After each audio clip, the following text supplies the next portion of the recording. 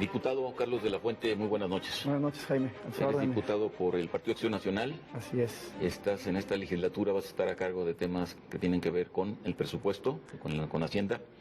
Y bueno, el Gobierno de la República acaba de presentar la ley de ingresos y egresos.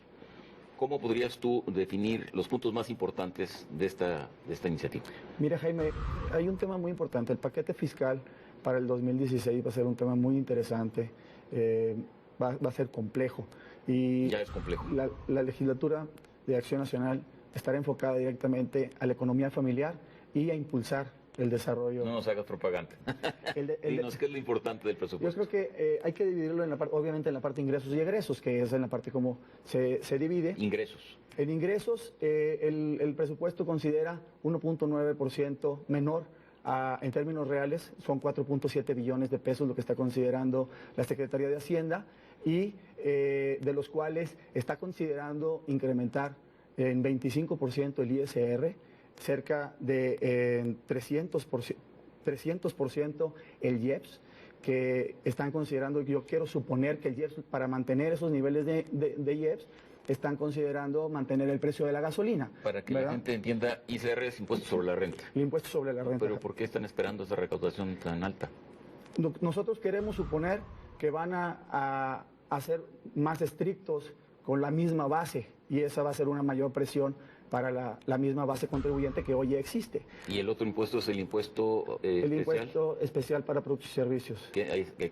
Principalmente los ingresos fuertes considerables son sobre el impuesto a la gasolina. Pero también sobre los refrescos, ¿o no? Sí, pero es un mucho menor porcentaje. Lo importante es la gasolina. Lo importante es la gasolina, Jaime. Fíjate que se está considerando, yo quiero suponer que está considerando mantener el precio de la gasolina. Hoy sabemos que se compra la gasolina en Estados Unidos a menos del 50% del valor que se nos vende a los mexicanos, y ahí están teniendo una utilidad directamente para Hacienda. Por otro lado, hay algo bien importante, Jaime. Están considerando un crecimiento del PIB del 2.6 al 3.6%, cuando hoy no lo hemos podido lograr con mejores años. A lo más que ha llegado este gobierno, o sea, al 2.2, que es el que se estima con el que puede cerrar este 2015. Bueno, ahí la correlación es muy clara. Entre mayor crecimiento, pues mayores impuestos, por razones evidentes. Ahora, en el asunto de las gasolinas también hay otro punto, que se propone que este mercado se abra. Ya se iba a abrir en el 2018 y se va a abrir. Entonces, ¿eso no creo que se está proponiendo abrir en el 2017, porque si no, ¿cómo pueden considerar ese incremento en el valor de los impuestos recaudados por los IEPS, principalmente en el rubro de las gasolinas? Ahora, es evidente que el problema de este presupuesto pues es la caída del precio del petróleo, y es que eso crea un boquete en las finanzas públicas en el asunto de los ingresos, ¿no? Pero ¿es suficiente esta reducción para que la economía siga funcionando? Mira, ese es un tema para que haya un equilibrio fiscal, por ejemplo. Ese es un tema muy importante, que hay dos variables bien importantes que no te he mencionado. Se está considerando un precio de barril de petróleo de $50, cuando hoy estamos en 3 y en las últimas semanas no ha pasado de 42. Sí. Entonces, por ahí se dice que puedes mantener una tasa fija de $50, pero eso tiene un costo, ¿verdad? El costo de un seguro para mantener la tarifa de $50, que es como de $5 o $6 por barril, por lo cual no pasaría de $44. Eso es un tema muy importante que tendremos que discutir en ese presupuesto. El otro me imagino que tiene que ser el precio del dólar. El precio del dólar, que se está considerando en 15.90. Ahí el dólar, hoy pues tenemos más de 8 semanas arriba de los 17 pesos. Entonces esas dos variables son muy importantes que tendremos que discutir en el Pleno de la Cámara para determinar el factor determinante principalmente en los ingresos por petróleo. Ahora, esas variables, para poder determinarlas, pues es tanto como querer tener una bola de cristal, porque pues nadie puede determinarlas ciertamente. Son predicciones que cada quien puede hacer más o menos, bueno, con elementos racionales, pero son predicciones que no se van a cumplir necesariamente. Sí, pero tenemos que ver temas mucho más realistas, al menos el histórico inmediato y el comportamiento esperado para el futuro. Se viene manejando a nivel internacional que el precio del petróleo no va a subir en todo el 2016 por encima de los $45, y nosotros en el presupuesto sería irresponsable considerarlo en $50. Sí. En el tema del dólar ese es diferente, porque pues hoy lo tenemos arriba de los 17 pesos, pero también hemos visto cómo el Banco Central ha inyectado una gran cantidad de dólares a la economía para poder mantener el precio del dólar en un nivel controlado. Si no, hoy estaríamos arriba de los 18 pesos. Entonces, esas son incertidumbres que tenemos los diputados, que vamos a estar discutiendo con los otros grupos parlamentarios y directamente pues, con la Secretaría de Hacienda. Ahora, una de las cosas que ha pasado con los presupuestos y con los mecanismos de otorgar financiamiento, por ejemplo, en municipios y estas cosas, es que había un rubro que los diputados podían bajar y asignar presupuesto. Y esto se prestó para los famosos moches donde tu partido estuvo ahí, bueno, salió exhibido de que había, no solamente tu partido, ¿no? De que los diputados bajaban efectivamente recursos, pero obtenían un moche, un porcentaje de estos recursos para poder hacer esto. ¿Este procedimiento, este mecanismo, va a continuar igual para adelante o esto se va a modificar? Mira, desconozco. Hasta donde tengo entendido es una partida del ramo 23. El ramo 23 hay una reducción de como del 20%. Entonces desconozco cuáles van a ser las políticas y las mecánicas para bajar esos recursos o para manejar ese ramo 23. Hay que recordar que esas son pues mecanismos internos de cada grupo legislativo para poderlos trabajar hacia sus estados y sus municipios. Desconozco cómo lo vaya a manejar nuestro coordinador, pero al final sí tendremos que buscar cómo podremos apoyar nuestras entidades federativas, a los estados y a los municipios, a través de obras de infraestructura, para que puedan llevarle mejoras directamente a la ciudadanía. Por otro lado, sí. Jaime, déjame te platico una preocupación que tenemos ahorita que estábamos hablando de infraestructura en el tema del presupuesto de egresos. Hay dos rubros bien importantes que vemos una caída muy considerable, principalmente en el tema de comunicaciones y transportes, una disminución del 25%.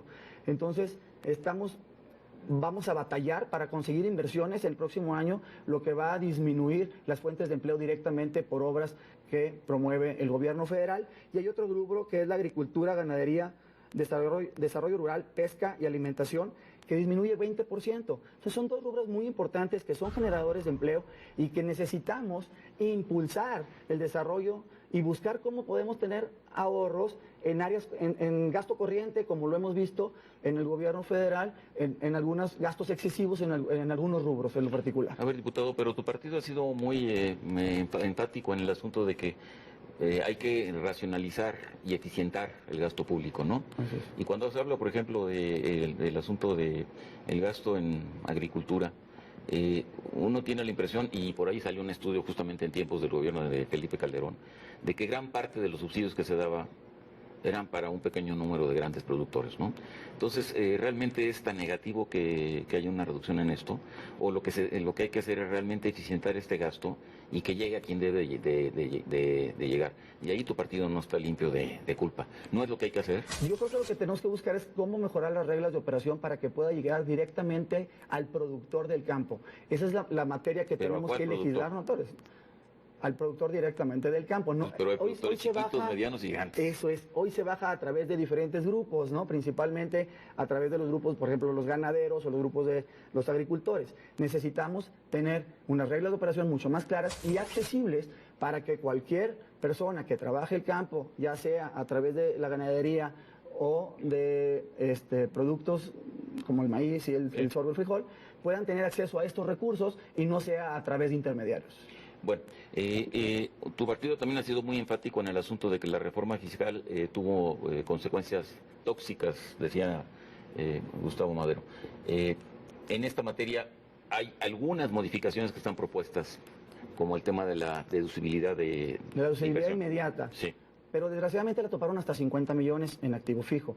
El PAN ya hizo una iniciativa para que se pueda lograr una deducibilidad inmediata en el activo fijo abierto, no hasta topado a 50 millones, que estamos hablando que seríamos solamente empresas pequeñas y medianas. Necesitamos incentivar la economía y para la única forma de que las empresas puedan hacer unas grandes aportaciones y esfuerzos en inversión en activo fijo es considerarles que se puede hacer una deducibilidad inmediata en el primer año fiscal siguiente al gasto erogado. Sí. Ahora otro tema, ese lo están promoviendo algunos empresarios, entiendo, o algunos organismos empresariales, es el deducir la tasa del ICR, del impuesto sobre la renta, del 35 al 32%. Es una propuesta. Ahí, ¿qué es lo que ¿Qué es lo que pasaría? Mira, nosotros como Grupo Parlamentario de Acción Nacional aún no hemos visto específicamente cuál será nuestra propuesta en la reducción del ISR, pero lo estamos trabajando. También estamos trabajando en la eliminación de los topes de deducciones. Eso también desmotiva a las personas a hacer inversiones, porque hoy las toparon en 10% de tus ingresos o 98,000 pesos. Eso te controla a evitar, ¿verdad? Explícamelo un poquito más claramente, no lo entendí bien. Mira, cuando tú haces una adquisición, por ejemplo, en una vivienda, sí, tú podías antes deducir los intereses de tu crédito que estabas hipotecario. Sí. Hoy lo topan al 10% de tus ingresos o 98,000 pesos. Si tú estás pagando una mensualidad por encima de los 25,000 pesos, pues tendrás mucho más de 100,000 pesos de intereses anuales. Ahí ya te desmotivó a estar haciendo inversiones o a estar tratando de mejorar tu estilo de vida con una vivienda de mayor ingreso, claro, o de mayor costo. Por otro lado, Jaime, te quiero comentar que también el Grupo Parlamentario del PAN estamos trabajando en la reducción del IVA en la frontera.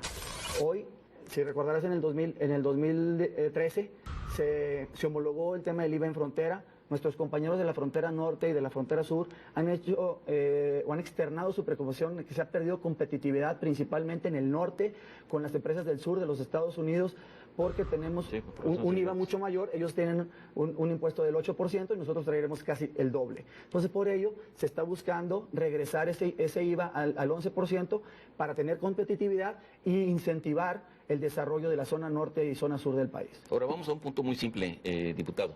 Para que se efectúen estas modificaciones en esta ley de ingresos, se necesitan una mayoría, y en determinado momento una mayoría absoluta, le llaman. Absoluta, exactamente. 2/3 partes del Congreso. Eso ya sería compuesta, ¿no?